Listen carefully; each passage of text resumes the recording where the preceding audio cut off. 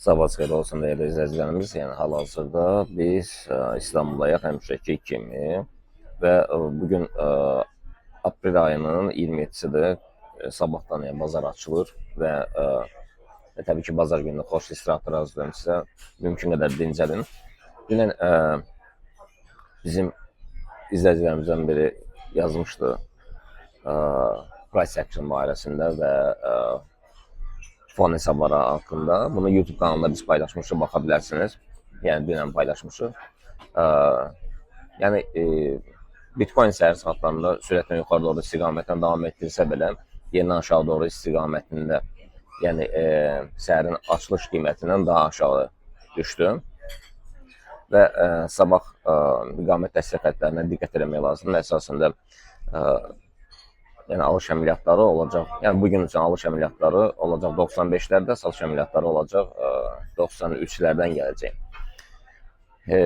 Qızıl gəldidə isə qızıl sabah yəni nə edəcək? Yəni sabah qızıl təbii ki, yenidən yuxarı istiqamətlənməsi gözlənilir.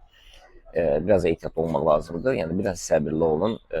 2 gün səbirli olun. 2 gündən sonra mən Bakıya qayıdımdan sonra yəni dediyimiz kimi may ayındakı möhtəşəm layihə. Yəni belə suallarınızı verin. Dünən bildiyiniz kimi bizə sual verənlər price action'dan oldu, sonra fon hesablarından oldu. Biz bu haqda məlumat verdik.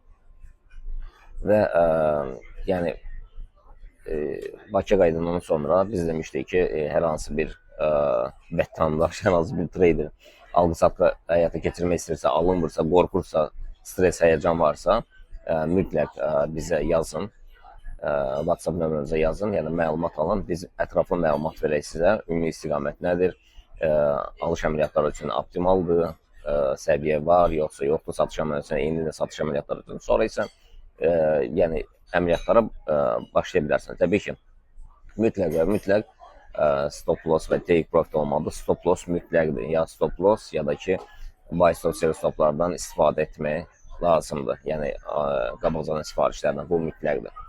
Biraz izlərim. İnşallah bundan sonraki bir short videoda bir balaca məsləhətlərimiz olacaq. İnşallah görüşmək ümidi ilə. Sağ olun.